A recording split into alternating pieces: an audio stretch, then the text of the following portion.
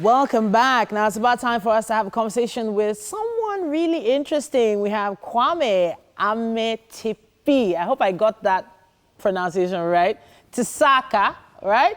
Now he's popularly known as M.anifest, and he's on Skype for a chat. Now in 2017, this talented rapper and singer-songwriter won Best Rapper and Hip Hop Song of the Year at the Ghana Music Awards. Over the years, he's worked with huge names like Damon Albarn, Tony Allen, and Erykah Badu. Now, he's joining us this morning to talk a bit more about his music and some of the common challenges rappers have been facing in the industry. Good morning, M.anifest. Good morning. Hi, it's great to see you. Okay, all right. So I know you can't see me, but I'm bowing right now. Like, wow, Some of your lyrics are on another level. Thank you. Are you in Ghana right now? Are you in Ghana right now? Yes, I'm in Accra. Yeah. Okay, so we've been able to ask people from all over the world what the lockdown has been like in different countries, but we haven't had anyone from Ghana yet. So can you tell us what the atmosphere was like during the lockdown for you guys in Ghana? Well, I think it was similar to most other places. There was a lot of uncertainty in the air. But over time, I don't know what exactly happened before even the restrictions got removed, but I think everybody got comfortable. I think pretty much it's in between people being precautious and acting like life is back to normal. All right. Well, I've been on your Instagram page and I've been like, for the past 1 hour, I've just been really moving to your flow. And there was a particular piece there where you said you went back to the basics during the lockdown. I don't know if you can remember that post. You went back to basics. What does that mean for a rapper like you, award-winning, to go back to the basics? Well, for me, the basics was when I began, I was really not doing anything fancy in any fancy studio. I was in the house. Yeah. I recorded from home. I created from home. So I started doing that during the lockdown as well. So there was a track we created from scratch during the lockdown and called what's it called? I'm even forgetting. It's No Long Talk. Yeah. And we created it from home for my dining hall table, which I'm at right now. Yeah. So that was back to basics because that reminded me of my beginnings. So so from your dining room table, you're basically saying that you can create music anywhere out of almost anything. But was it always like that, or did you eventually get there? And what steps did you take to get there? That's where it began. I like to call it, it began at the Anywhere I'm At Studios. Before I ever entered a professional studio, I started creating, I bought equipment and started learning how to record. So it took a while to learn the technical aspect of it, to record, etc. And then I moved away from that. I started working with a lot of competent people, engineers, producers, etc. But the lockdown period allowed me to go back to relearning how to create with little. Sometimes because of how, when you're in an industry, because of how much it progresses, you start getting comfortable with working at a certain higher level of, I don't want to say professionalism, a certain high, I get that, especially when you've worked and collaborated with some really great names. I mentioned earlier that you've worked with the likes of Erykah Badu, and you've also worked with our very own Burna Boy. Do you want to tell us what it's been like working with these people and what you've learned through the journey? No, it's always been great working with people who are very inspired. All the names you mentioned, Tony Allen, etc., are very inspired people. And none of those experiences are alike. The only thing they share in common is that they are always very inspired, and you don't know what's going to happen when you are in the session. You just have this unique faith that whatever is going to come out of it is going to be wicked, and usually it's been. I saw another video clip with Kelpie Vibes. And I think the tagline was, "We know they're here," and I feel like a lot of your music has some powerful messages in it. Where do you find those messages? And this particular one, "We know they're here," what exactly is that all about?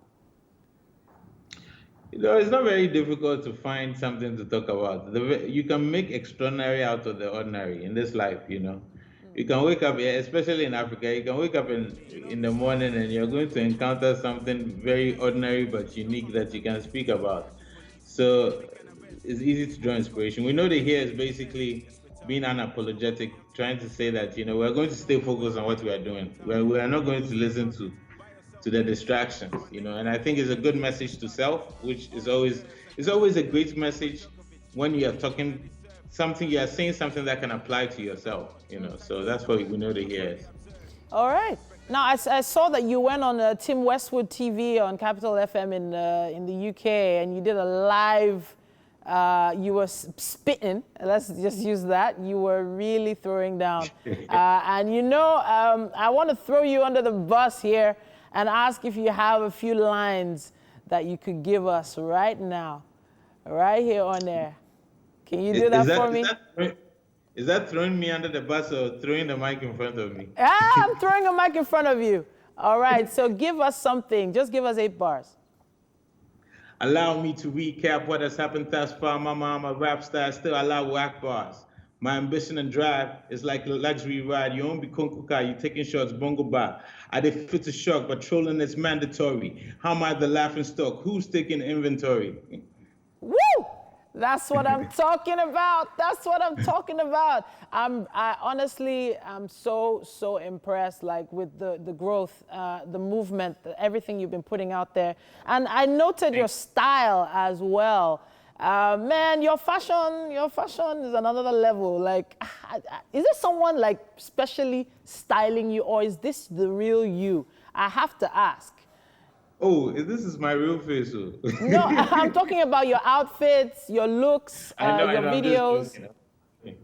No, I mean, it's evolved over time, but it's always been African inspired, and it's always been trying to, be very modern, but still take from the past. I mean, I've worked with different stylists, but they all sort of come to an understanding of how I am. I don't perform how I dress. This is how I can wear a t-shirt and put combinations together that still reflect who I am, which is sort of an African-inspired modern guy, artist, Yeah. I'm loving that. I'm loving it. Honestly, I had to mention that. But there is something else a little more serious that I wanted to ask about. There's this constant tension in the rap industry. Rappers always picking fights with other rappers and, trying to possibly use it for clout and possibly put their own message across, whatever it might be. So tell me how you feel about that. Oh, I don't think there's a problem with competitive rivalry so long as it stays artistic. I mean, okay. In real life, art reflects life, life reflects art, or as they say in more articulate terms, art is an imitation of life, life is an imitation of art. And if art is an imitation of life, people quarrel in real life all the time. So art sometimes will reflect that. So I have no problem with that, because we are people with very different views. We might all be artists, but sometimes we have completely different views. And you see that with the fans. So if one artist takes a certain viewpoint and represents something, the people who that resonates with want to hear from that person say those things, and same with another person. So it is absolutely fine. I think what is most important is how we conduct ourselves when we are having these competitive rivalries, and if it doesn't spill over into kind of real life nonsense behavior. But otherwise, I think it's absolutely fine. I think, people love. It's like people watching a boxing fight. They love to see what's happening, but then they get so tense, so afraid, like, oh, don't do this. Look, at the end of every boxing fight, people shake hands. At the beginning, they shake hands. So once it stays on that level, it's competitive rivalry, not beef. It's absolutely fine with me. All right, then. Now, M.anifest, I wish we could continue this conversation. It's been great having you on the show. Thanks for the brief freestyle right there. It's been great having you on air. When you're in Nigeria next, make sure you come to the studio, hopefully when the lockdown is fully over. Yes. Thank you very much for having me. Big up, Nigeria, everybody. Bless. All right. Now that's M.anifest all the way from Ghana there, talking to us a bit about the industry. It's great to have him. Now we have to take a quick break. There's still much more coming your way on Wake Up Nigeria.